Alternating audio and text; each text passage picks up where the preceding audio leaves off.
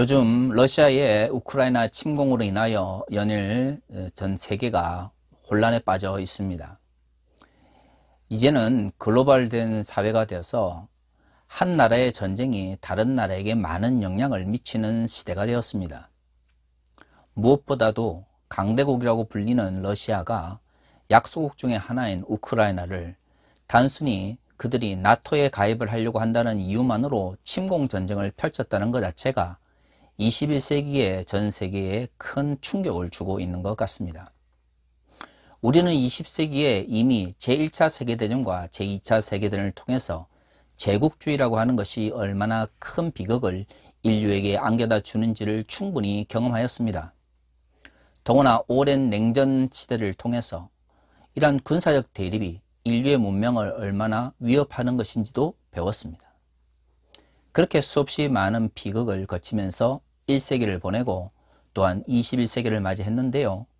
21세기가 20년이나 지난 이 시점에서 다시금 전 세계가 제3차 대전을 겪느니 핵전쟁이 오느니 혹은 신냉전이 다시 돌아오니 하는 이야기를 하는 거 보고 있으면 심리적으로나 여러 가지 측면에서 마음이 찹찹합니다. 왜 인간은 역사를 통해서 배우지 못하는 것일까요? 물론 인간의 이런 연약한 마음은 세계사적인 측면에서 뿐만 아니라 기독교 신앙의 측면에서도 마찬가지입니다. 고린도 교회는 많은 문제를 안고 있는 교회였습니다. 바울이 이후에 고린도 전서를 통해서 고린도 교회에 대한 다양한 칭찬의 이야기보다는 사실 바울이 말하고 싶었던 것은 고린도 교회가 많은 문제를 안고 있었다는 것입니다. 고린도전서 1장에 등장하는 너희 가운데 은사가 풍성하게 나타난다는 이 칭찬을 제외하고 나면 우리가 오늘 읽은 본문부터는 바울이 고린도 교회의 잘못을 지적하는 이야기들로 구성되어 있습니다. 그 첫 번째가 무엇입니까? 고린도의 갈등 속에서 가장 첫 번째 갈등은 누구로부터 복음을 들었냐 하는 것입니다. 바울이 오늘 우리가 읽은 본문에서 이렇게 시작합니다. 내 형제들아, 근로의 지편으로 너희에 대한 말이 내게 들리니 곧 너희 가운데 분쟁이 있다는 것이라. 바울이 활동하던 시대에는 사람들에게 직접 가서 이야기를 듣거나 아는 사람들을 통해서 다른 사람의 이야기를 듣는 수밖에 없었습니다. 바울이 그가 처한 상황 속에서 최선을 다해 복음을 전하고 있을 때 근로의 집안 사람 중에 한 명이 바울에게 와서 고린도 교회의 상황을 전달합니다. 자, 사람들이 처음 만나서 이야기할 때 가장 먼저 이야기하는 것은 무엇입니까? 그 사람에게 가장 의미가 있는 것을 물어보겠죠. 근로의 사람 편으로 어떤 사람이 왔는지는 알 수가 없습니다. 한 가지 확실한 것은 고린도 교회의 문제를 전해줄 때 가장 심각하게 생각했던 것이 누구로부터 복음을 듣고 누구로부터 세례를 받았는지를 가지고 고린도 교회 내에 갈등이 있다는 것입니다. 자, 이것은 목사님들이 나는 어느 신학대학을 나왔다, 나는 어디서 박사학위를 했다, 이 정도의 문제가 아닙니다. 그 정도의 문제였으면 당시 문화 속에서 소수 종교였던 기독교 교회 내에서 갈등이 일어나지 않았겠죠. 단순히 누구로부터 복음을 듣고 교회를 나왔다의 문제가 아니라 오늘 우리가 읽은 본문의 말씀을 보면 누구에게서 복음을 듣고 교육을 받았는지가 교회 내에서 엄청난 의미를 가지게 되는 것이죠. 미셸 푸코의 개념으로 말하면 이것은 미시적 권력의 문제입니다. 전통적인 정치라고 하는 것은 아리스토텔레스나 막스 베버처럼 국가를 운영하는 것과 관련된 모든 것을 의미합니다. 하지만 20세기 들어 인간과 인간 사이에 생성되는 모든 권력관계에 대한 이해를 정치라는 이름으로 분석하기 시작했습니다. 이러한 관점에서 보면 권력관계가 형성되는 모든 공동체 속에서는 정치적 관계가 형성되는 것이죠. 그렇습니다. 정치는 기본적으로 그것이 거시적이든 미시적이든 권력의 문제 혹은 권위의 문제와 연결될 수밖에 없습니다. 누가 권력을 쥐고 누가 권위를 가지는가에 따라서 자신이 원하는 것을 타인에게 요구하거나 억압할 수 있는 것이죠. 그래서 정치적 관계라고 하는 것이 때로는 문제를 해결하기도 하지만 때로는 문제를 일으키기도 합니다. 당시 고린도 교회 내에서는 누구로부터 복음을 듣고 교육을 받았는지가 굉장히 중요한 사람들 사이의 권력관계를 형성했던 것 같습니다. 그래서 문제가 일어났던 것이죠. 자, 오늘 우리가 읽은 본문의 말씀 12절에는 이렇게 이야기합니다. 내가 이것을 말하거니와 너희가 각각 이르되 나는 바울에게, 나는 아볼로에게, 나는 게바에게, 나는 그리스도에게 속한 자라 한 것이니. 여기서 우리가 알 수 있는 것은 고린도 교회에서 권력관계를 형성하는 사람들이 바울과 아볼로와 게바라 불렸던 베드로와 그리고 그리스도에게 직접 교육을 받았다는 사람들입니다. 바울은 우리가 잘 아는 것처럼 처음으로 비유대인들에게 복음을 전하면서 그리스도의 복음을 소아시아를 넘어 헬라 세계까지 전달한 사람이기 때문에 바울로부터 복음을 듣고 교회가 세워진 곳에서는 바울의 영향력이 엄청났을 것입니다. 아볼로와 같은 사람들은 구약 성경에 대한 이해가 깊었던 걸로 알고 있습니다. 다시 말해 여전히 구약과 신약이 명확하게 구분되지 않았던 시대 속에서 구약의 말씀을 잘 풀어주고 그것을 신약적 의미로 해석해주는 사람들이 교회 내에서 굉장한 영향력을 행사했다는 걸 알 수가 있는 것이죠. 그리고 또 한 명, 게바라고 불리는 베드로가 나옵니다. 사실 이 베드로에 대한 이야기는 사도행전 초반에 등장하고 사도행전 후반에는 등장을 하지 않기 때문에 초기 기독교 공동체 내에서 바울과 베드로가 어떤 역학관계에 있었는지를 정확하게 알 수는 없습니다. 하지만 헬라 문화 속에 있었던 고린도마저도 게바야로부터 교육을 받았던 사람, 즉 베드로로부터 교육을 받았던 사람이 엄청난 영향을 미쳤던 걸 봐서는 이후에 로마 교회의 중요한 신학적 이데올로기를 제공하는 베드로의 영향력은 엄청났던 것으로 판단됩니다.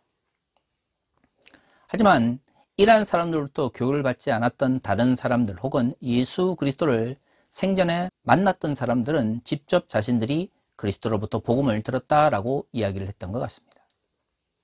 자, 우리가 이거 생각해야 되는 것은 고린도 교회처럼 항구가 발달하고 자본주의가 발달한 사회 속에서는 여러 지역의 사람들이 돈 때문에 몰려올 수밖에 없는 것이죠. 한 곳에서 나서 꾸준히 교육을 받은 것이 아니라 경제적 이유로 사람들이 몰려들 때에는 복음을 듣는 사람들 또는 기독교 신앙을 가진 사람들도 다양한 배경 속에서 모일 수밖에 없습니다. 그렇다면 교회는 그렇게 다양한 신앙적 배경을 가진 사람들의 의견을 무시하고 단순한 획일성만을 강조하는 것일까요? 그렇지 않습니다. 만약에 그랬다면 바울이 고린도전서 1장을 시작하면서 은사가 풍성한 것에 대해서 결코 칭찬하지 않았을 것입니다. 은사란 각각 다른 특징과 각각 다른 능력에 따라 하나님께서 당신의 뜻을 이루기 위해서 사람들에게 나눠주신 능력입니다. 그런 의미에서 보면 바울은 분명히 은사의 풍성함을 이야기할 때에 특성이 분명하고 또한 다양한 배경 속에서 신앙생활을 하게 된 사람들에 대해서 부정적으로 생각하지 않았습니다. 문제는 그것이 권력관계를 형성하면서 갈등으로 이어지게 되는 것이죠. 우리가 읽은 이후의 본문들을 보면 바울이 여기에 대해서 굉장히 강력하게 비판하는 것을 알 수가 있습니다. 자, 그렇다면 우리가 여기서 생각해야 되는 것은 왜 이렇게 다양한 신앙적 배경을 가진 것이 교회 내 권력관계를 형성하게 되었냐는 것이죠.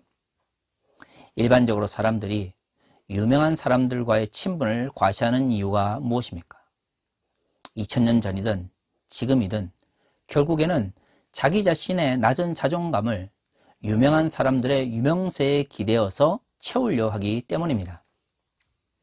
연예인들을 맹목적으로 추종하는 사람들은 자신이 그 연예인과 친해진다는 것을 통해서 자신이 다른 사람들과 구별되어지는 특별한 존재로서 인식하고 싶어하는 욕망이 있는 것이죠. 그래서 단순히 그 배우를 좋아한다, 그 가수를 좋아한다를 넘어 그 가수와 배우의 성공을 자신의 삶과 일치시키는 사람들일수록, 그리고 강한 집착을 보이는 사람들일수록 자신에 대한 낮은 자존감을 가지고 있다는 것을 알 수가 있습니다. 문제는 교회 공동체 내에서도 이러한 문제가 발생한다는 것이죠.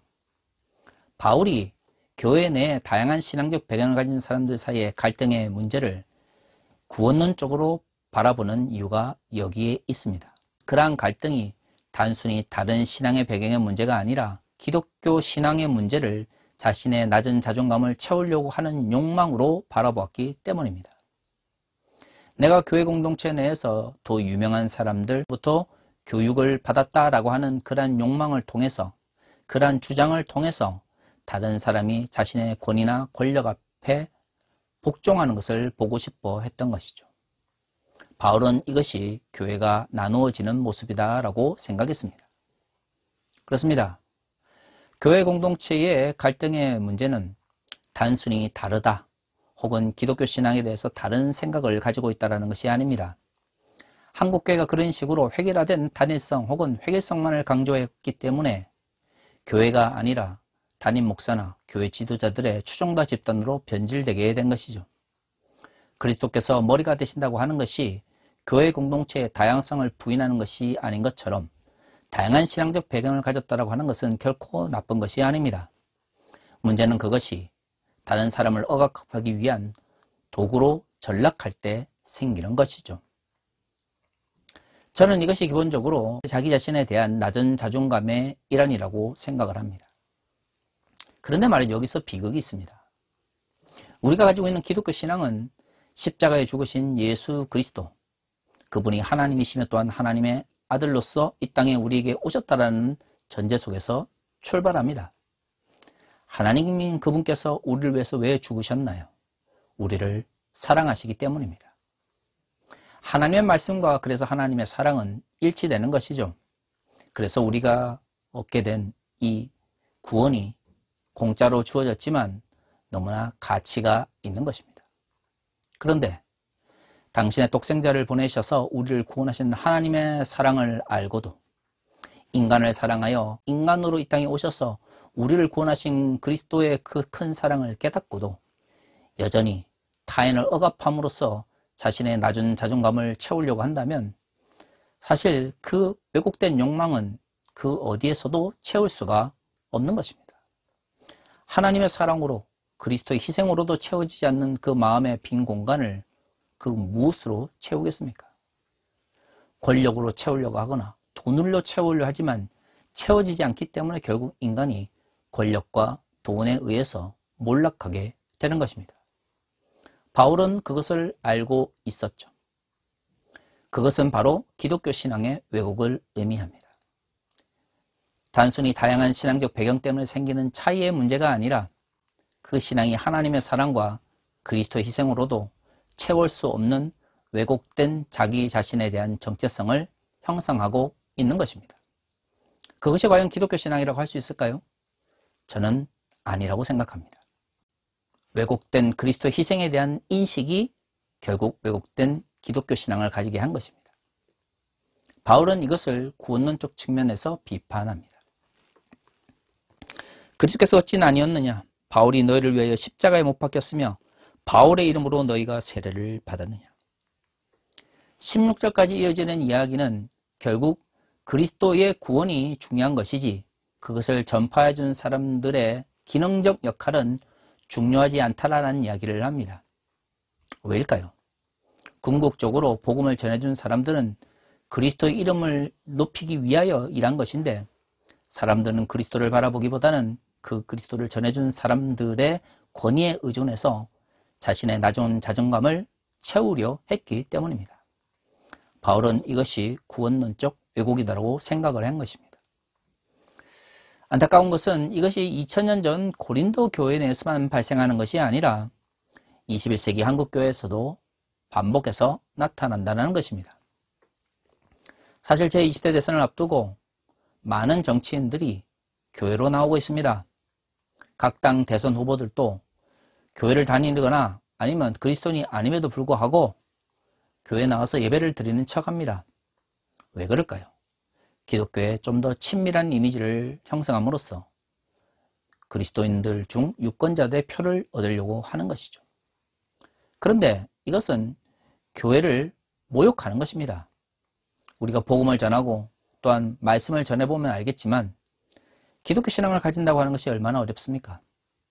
단순히 한번 성경 공부하고 한번 예배를 드린다고 해서 기독교 신앙이 생길 수 있다면 누가 전도를 하고 누가 선교를 하겠습니까?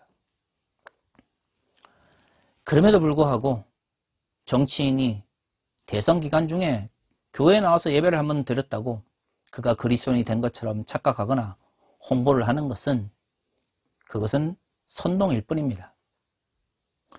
그것은 그만큼 기독교 신앙을 우습게 보기 때문에 그런 대선 전략을 펼치는 것이죠. 그런데 왜 한국의 대형교회 목사들은 그런 대선 후보들을 비판하거나 그들에 대해서 올바른 말씀을 전할 생각을 안 하고 거기에 동조할까요? 그렇습니다. 한국의 대형교회 목사들이 종교적인 영향력이 정치인에게도 적용되는 것을 보면서 자신이 좀 더 다른 목사들과는 다른 존재가 된 것처럼 착각하기 때문입니다. 결국 정치적 영향을 가진 사람들이나 대선 후보들에게 자신의 종교적 영향을 과시하는 사람들은 예수 그리스도의 복음이나 성경의 말씀만으로는 자신의 낮은 자존감을 채울 수가 없기 때문인 것이죠. 그래서 정치적 영향력이나 사회적 영향력으로 자신의 종교적 영향을 전환해서 그래서 타인을 억압하고 인정받음으로써 자신의 낮은 자존감을 채우려고 하는 것입니다. 그것이 바로 한국교회 내에 극우 기독교 이데올로기를 가지고 있는 사람들의 공통적인 특징이죠. 왜 극우 이데올로기에 동조하는 태극기 부대들이 적극적으로 정치적 영역에 나서서 극우 이데올로기를 가진 정치인들을 정당화하고 그들의 성공과 실패를 자신의 성공과 실패처럼 여길까요? 그렇습니다. 그들이 말하는 예수 그리스도, 그들이 말하는 복음으로는 그들의 허전한 마음을 채워줄 수가 없기 때문이죠. 그것은 단순히 그리스도인으로서 자신의 정치적 의견을 표현하는 것이 아니라 왜곡된 신앙으로 인해서 형성된 낮은 자존감이 정치적인 영향력을 확등함으로써 채우려고 하는 욕망으로 변질된 것입니다. 2000년 전 고린도 교회 사람들처럼 하나님의 사랑과 그리스도의 헌신만으로는 자신의 낮은 자존감을 채울 수 없었던 왜곡된 신앙을 가진 사람들이 자신에게 복음을 전해줬던 사람들의 권위에 의존해서 자신이 타인에게 더 많은 영향력을 끼칠 수 있는 것처럼 착각했던 것처럼 오늘 한국의 대형 교회들이 대선이나 총선을 맞이해서 정치인들에게 자신의 종교적 영향력을 나타냄으로써 자신의 정체성을 형성하려고 하는 왜곡된 모습과 연결되어 있는 것이죠. 안타깝습니다. 도대체 하나님의 사랑으로도 예수 그리스도의 헌신으로 채워줄 수 없는 마음의 빈 공간을 세상의 그 무엇으로 채울 수가 있을까요? 많은 정치인들이 국민을 위해서 정치를 한다고 합니다. 하지만 결국에는 정치인들은 자신의 욕망을 채우려고 하는 것이죠. 블라디미르 푸틴이 결국에는 왜 우크라이나를 침공했습니까? 러시아라고 하는 과거의 제국을 복원하기를 원한다라고 이야기를 합니다. 냉전 시대의 구소련의 영향력을 확보하기 위한 것이라고 합니다. 도대체 지금도 철권 통치를 통해 독재를 하고 있는데 독재를 더 많이 하고 더 넓은 땅덩이를 지배하게 되면 그 독재자의 왜곡된 욕망과 헛된 마음이 채워질까요? 그렇지 않습니다. 한번 삐뚤어진 의식과 잘못된 가치관 속에서 그 어떤 정치적 역량이나 군사적 역량력을 더 확보한다고 해서 그 허전한 마음과 삐뚤어진 욕망은 채워지지 않습니다. 21세기 한국교회도 마찬가지입니다. 왜 유독 대형교회 목사들이 정치인들과 결탁하여 더 많은 영향력을 얻으려고 할까요? 물량으로, 양적 성량으로 자신의 그리스도인의 정체성을 형성한 사람들이 그것이 무너지면 마치 자신이 그리스도인이 아닌 것처럼 잘못 생각하기 때문입니다. 그런 왜곡된 인식을 가진 사람들이 대형교회 목사를 하고 교회 지도자를 하고 나서 있는데 여기에 대해서 어느 누구도 비판하지 않고 그 문제를 해결하려고 하지 않기 때문에 21세기 한국교회가 몰락의 길에 서 있는 것입니다. 사랑하는 성도 여러분, 여러분들이 그리스도인인 것은 하나님의 은혜 때문입니다. 그 하나님의 은혜는 하나님의 사랑과 그리스도의 헌신으로 형성되는 것입니다. 하나님이 우리를 사랑하여 이 땅에 오셨고 아버지께서 우리를 사랑하여 당신의 독생자를 보내셨는데 그것으로도 우리의 정체성이 올바르게 정립될 수 없다면 세상의 그 어떤 것으로도 우리의 낮아진 자존감을 세워줄 수 없습니다. 먼저 우리 자신이 가지고 있는 그리스도인에서의 정체성이 올바르게 정립되어 있는지를 바라봐야 됩니다. 저는 20대 대선이 오히려 그리스도인으로서 우리의 정체성을 올바르게 돌아볼 수 있는 성찰의 시간이 될 수 있다고 생각을 합니다. 왜 그럴까요? 주술 논란이나 신천지 논란에도 불구하고 그것을 외면하면서, 아니 그것을 오히려 정당화하면서 자신이 원하는 대선 후보를 공개적으로 지지하는 목사들의 왜곡된 모습을 보면서 한국 교회가 가지고 있는 신앙이 뭔가 문제가 있다는 것을 많은 이들이 깨닫고 있기 때문입니다.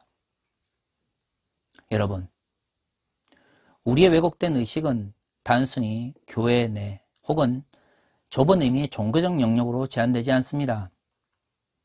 우리의 왜곡된 정체성은 정치적 영역에서도 잘못된 판단과 결단을 내리게 하고요. 타인에 대한 억압과 차별과 혐오를 정당화하는 방향으로 나아가게 합니다.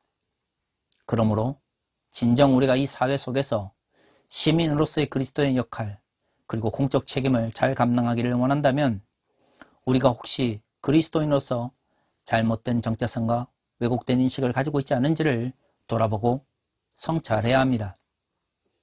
그러한 성찰이 없이 교회 지도자가 되고 정치 지도자가 되기 때문에 이 땅의 교회와 이 땅의 세속 권력이 하나님의 뜻으로부터 멀리 떨어져 있게 되는 것입니다. 지금이라도 그리스도인들이 올바른 세계관을 정립하고 하나님의 나라의 가치를 향하여 달려갈 수 있기를 바랍니다.